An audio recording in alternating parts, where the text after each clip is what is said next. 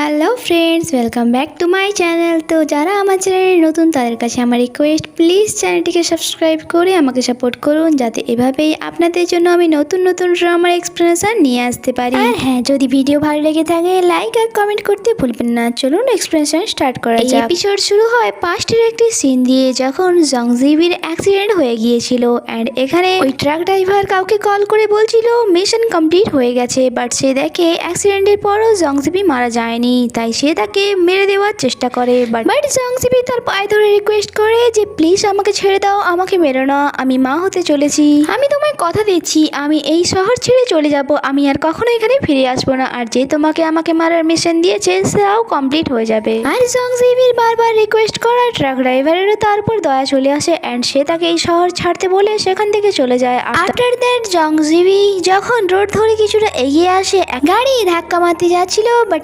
Unfortunately তার ভাগ্য ভালো ছিল। ওই ছেলেটিকে দেখে জংজিবি তার কাছে রিকোয়েস্ট করে যে আমার হেল্প করো। নেক্সট সিন আমাদের কিছু সাল পর দেখানো হয়, এখানে জংজিবি তার ফেসের সার্জারি করে নিয়েছিল এবং তার ফেস একেবারে চেঞ্জ হয়ে গিয়েছিল। ওই ছেলেটি যে জংজিবির জীবন বাঁচিয়েছিল সে বলে, বিবি তুমি কি আমাকে চিনতে পারছো? আমি ডক্টর লিসাং, তোমার ভাই তোমাকে সারা জীবন রক্ষা করবে। তার কথায় জংজিবি বলে, ভাই জংজিবি মারা গিয়েছে আর এখন থেকে আমার নাম জং ইউবি, আর আমার জীবনের দুটোই লক্ষ্য, আমার ছেলে লিবাওকে একটি ভালো লাইফ দেওয়া অ্যান্ড আমার এক্স হাজব্যান্ড এবং তার গার্লফ্রেন্ডের থেকে প্রতিশোধ নেওয়া। এরপর আমাদের প্রেজেন্ট সিন দেখানো হয়, লি তার সেক্রেটারিকে দেখতে এসেছিল, বাট জ্যাংমিন বলে যে সে তো আর সকালেই তার রেজিগনেশন দিয়ে চলে গেছে, বাট সে আমাকে কিছু ডকুমেন্টস দিয়ে গেছে যেগুলিতে শিডিউল অনুযায়ী লেভেল লাগিয়ে দিয়েছে। এর সাথে মিস ইউবি আরও একটি ইম্পর্টেন্ট কথা আমায় বলেছে অ্যান্ড ফ্ল্যাশব্যাকে আমরা দেখি এখানে ইউবি তাকে বলে যে তুমি বসকে কম ড্রিঙ্ক করতে বলবে, কারণ বস যেভাবে ড্রিঙ্ক করছে এর ফলে ওনার হেলথের ওপর খুব খারাপ প্রভাব পড়তে পারে। আর যা শুনে লি কিছু না বলে সেখান থেকে চলে যায়। এরপর সে তার কেবিনে এসে জংজিবির কথা ভাবছিল যে সে জং ইউবিরকে যেভাবে কিস করছিল সে তো এটাও ভুলে গিয়েছিল যে সে তার এক্স ওয়াইফ নয়, যাকে সে 6 বছর ধরে খুঁজে যাচ্ছে। শেষমেশ লি কল করে মিস ইউবিকে রিজয়েনের কথা বলে। কোথাও না কোথাও ইউবিরও ধারণা ছিল যে লি তো তাকে কল করে রিজয়েনের কথা বলবে, আর লির কল পেয়ে সে খুশি হয়ে যায় আর সে বলে যে ভাগ্য আমাকে দ্বিতীয়বার সুযোগ দিয়েছে আর এইবার আমি তোমার দুজনের থেকেই বদলা নেব।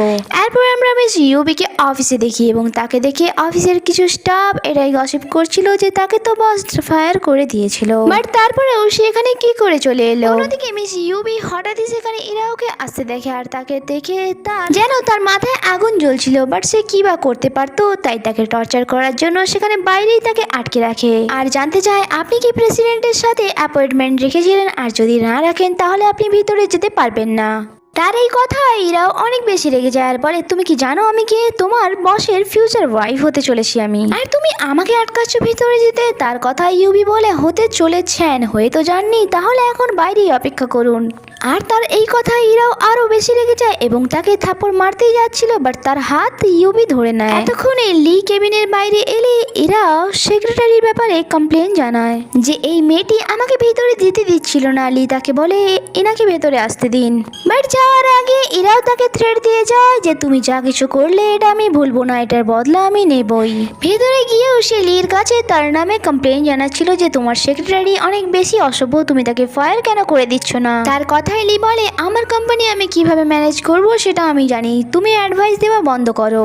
আর হ্যাঁ, আমি তোমার থেকে জানতে চাইছিলাম যে তুমি জংজিবির ভালো ফ্রেন্ড ছিলে, তা তুমি তার এমন কোনো ঠিকানার ব্যাপারে জানতে যেখানে সে এখন থাকতে পারে, আর আমি সেই ব্যাপারে জানি না। ইরাও বলে আমি কি করে জানবো, এমনিতেও সে চলে গেছে 6 বছর হয়ে গেল, রাস্তায় হয়তো তার সাথে কোনো দুর্ঘটনাও তো ঘটতে পারে, এমনিতেও আজকাল রোড অ্যাক্সিডেন্ট একটু বেশি হচ্ছে। তার এই কথায় লি রেগে গিয়ে তাকে শাট আপ বলে যে তুমি এরকম কি করে বলতে পারো, আর যতদিন না আমি তার বডি পেয়ে যাচ্ছি আমি তো এটাও মানতে রাজি নই যে সে এই পৃথিবীতে নেই। আর যা শুনে এরা অনেক বেশি রেগে যায় আর ভাবে জানি না ওই মেয়েটির ভূত তোমার মাথা থেকে কবে নামবে।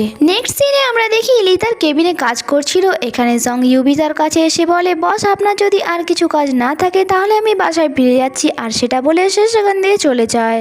কিছুক্ষণ পর সেখানে লাইট চলে যায়। লি ছোটবেলা থেকেই অন্ধকারকে অনেক বেশি ভয় পেত। সেখানে মিস ইউবি ফিরে এলে সে বলে বস আপনি কি ঠিক আছেন, যাকে দেখে লি জোরে তাকে হাগ করে দেয় এবং বলে যে প্লিজ তুমি কিছুক্ষণ আমার কাছে থেকে যাও। যখন কি ইউবি মনে মনে এটাই ভাবছিল যে এত বছর হয়ে গেছে তাও তুমি এখনো অন্ধকারকে দেখে ভয় পাও। ফ্ল্যাশব্যাকের সিন দ্বারা আমরা জানতে পারি যখন আগে ওইভাবে লাইট চলে যেত, লি অনেক বেশি ভয় পেত, যাকে ভিভি সামলাতো আর বলতো যে তুমি ভয় পেও না, আছি তো আমি তোমার কাছে। প্রেজেন্ট টাইমেও সে লিকে সামলাচ্ছিল আর বলে আপনি চিন্তা করবেন না, আমি কল করে দিয়েছি, লাইট এখনই চলে আসবে। কিছুক্ষণ পর লাইট চলে আসে আর দুজনকে যখন এত ক্লোজ দেখে তারা ফরেন দূরে হয়ে যায়। লি যখন জানতে চায় তুমি কি করে জানলে আমি অন্ধকারে ভয় পাই আর তুমি আবার ফিরে এলে কেন?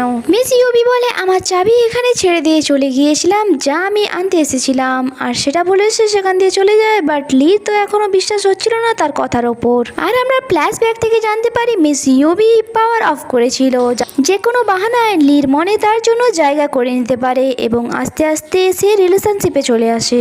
নেক্সট মর্নিং লি তাকে কফি দেয় এবং কাল রাতের জন্য তাকে থ্যাঙ্কস বলে অ্যান্ড বলে এই কফিটি স্পেশালি আমি তোমার জন্য নিজের হাতে বানিয়েছি, তাই এটা খেয়ে বলো কেমন হয়েছে। মিস ইউবিও সেটা তাড়াতাড়ি খেয়ে নেয়, বাট লি তাকে যেভাবে দেখছিল মনে হচ্ছিল কিছু তো একটা গোলমাল আছে। এরপর আমাদেরকে একটি মিটিং এর সিন দেখানো হয় যেখানে লি তো তার ক্লায়েন্টদের সাথে কথায় ব্যস্ত ছিল, বাট মিস ইউবির শরীর অনেক বেশি অসুস্থ লাগছিল। সে মনে মনে ভাবে ওই কফিটিতে কিছু কি মেশানো ছিল, আর যখনই লির নজর তার উপর পড়ে সে তাকে সামলায় আর বলে তুমি কি ঠিক আছো। আর সে মনে মনে ভাবে জংজিবির মেলারে অ্যালার্জি তো ছিল, বাট এমনটা তো কখনো হয়নি যে তার শরীর এত অসুস্থ হয়ে গেছে। ওয়েল সে তাকে কোলে তুলেই তাড়াতাড়ি করে হসপিটালে নিয়ে আসে। আর হসপিটালে বেডে শুয়ে থাকাকালীনই সে স্বপ্ন দেখছিল এবং জোরে জোরে চেঁচিয়ে বলতে থাকে প্লিজ আমাকে মেরো না, প্লিজ আমাকে মেরো না। তার এই অবস্থা দেখে লিও ভাবতে থাকে যে পাস্ট লাইফে তার সাথে কি এমন হয়েছিল। কিছুক্ষণ পর মিস ইউবির জ্ঞান ফিরে আসে।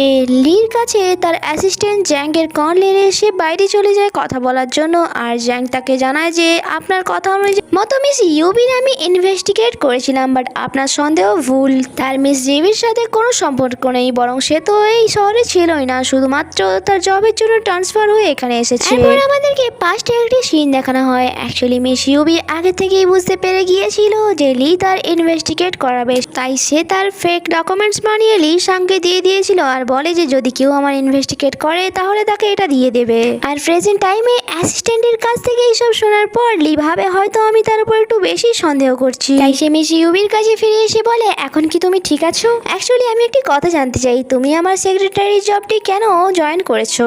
হঠাৎই এরকম কোশ্চেন শুনে মিস ইউবিও কনফিউজ হয়ে যায় যে সে কি বলবে, বাট সে তাড়াতাড়ি ভেবে কোশ্চেনের আনসার দিয়ে দেয় যে হাই স্যালারির কারণে আর আপনার থ্রু আমি কোনো রিচ ম্যানকে ফাঁসিয়ে বিয়ে করতে পারি। আর তার এমন অ্যান্সার শুনে তাকে লির অনেক বেশি সিলি মনে হয়। তখনই ডক্টর লি সাং সেখানে আসে আর বলে মিস ইউবি আপনি এখন আগে থেকে অনেক বেটার আছে, আপনি চাইলে এর বাসায় ফিরে যেতে পারেন। লি ডক্টরকে বলে আমি কি জানতে পারি মিস ইউবি অজ্ঞান কেন হয়ে গিয়েছিল? কিছু উল্টোপাল্টা খাওয়ার কারণে কি এমনটা হয়েছে? লি সাং বুঝতে পেরে গিয়েছিল যে লি কি শুনতে চায়, তাই সে ফুড অ্যালার্জির কথা তো একদমই বলে না, বরং সে অন্য কোনো রিজন বলে তার অজ্ঞান হওয়ার। বাট লি এটা বিশ্বাস করতে পারছিল না। এরপরে আমরা দেখি লি সাং ইউবিকে জানাচ্ছিল যে তোমার ধারণাই ঠিক ছিল, লি তোমার ব্যাপারে ইনভেস্টিগেশন করাচ্ছে। ভালো ব্যাপার তো এটাই যে তুমি এইসবের জন্য আগের থেকে প্রিপেয়ার ছিলে।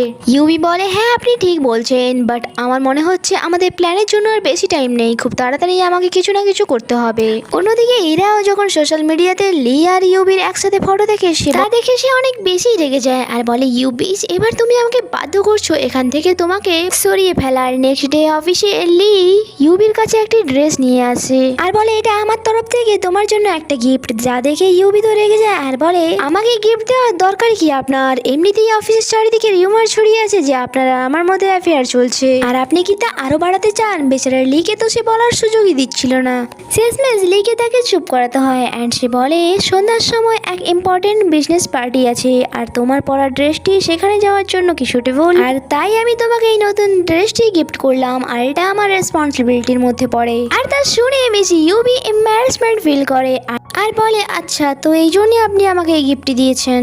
সেখান দিয়ে যাওয়ার আগে লি জ্যাংমিনকে অর্ডার দিয়ে যায় আজকের পর থেকে যদি কেউ আমাদের ব্যাপারে গসিপ করে তাহলে আমার কাছ থেকে পারমিশন না নিয়ে তুমি তাকে ফায়ার করে দিও।